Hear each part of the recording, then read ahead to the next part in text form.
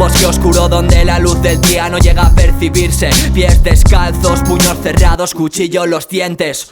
Un animal al que le sangran las encías. Aunque muera de dolor, aún puede seguir mordiéndote. Me acostumbré a las llagas. Luciérnagas atadas de verde me hacen flipar y ver Dios arroyo raga.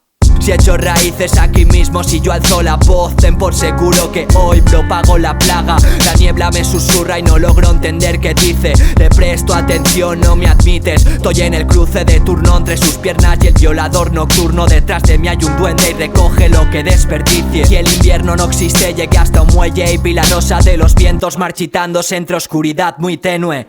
Y aunque resuenen mis gritos entre todo esto, vuelvo a mi lecho de arenas movedizas absorbentes. El despertador son gotas de agua en mi frente, rollo tortura china. Y mi disciplina no es coherente. El marfil en mi boca rechina y hace que siempre piense en la ley del más fuerte. Giro y giro mi bobina. En el jardín prohibido, probé de tu miel y estaba podrido.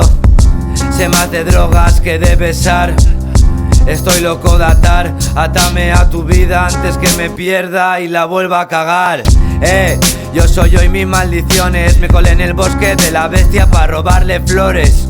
Un consejo, si se caga no se come, puta, no me enamores. He visto hadas manejar traiciones, ahora pongo condiciones. Le he dicho al sauce que no llore, que lloverán tiempos mejores, donde todos seamos carnales.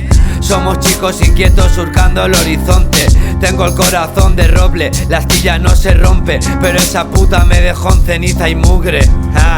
Estoy echando raíces, os falta sabia y inteligencia para cambiar mis costumbres. Tu mala hierba no me incumbe, ya perdí el hambre. No quiero verte como un lunes, vuelve al enjambre, volando encima de la nube. Perdí el instante por esperar, mirando al mar que nacieran gigantes. Si existe la madre naturaleza que mata a Bush y salve a los niños de Gaza. Tu odio se actualiza, tu amor se tropieza por los baches que Dios dejó en la galaxia.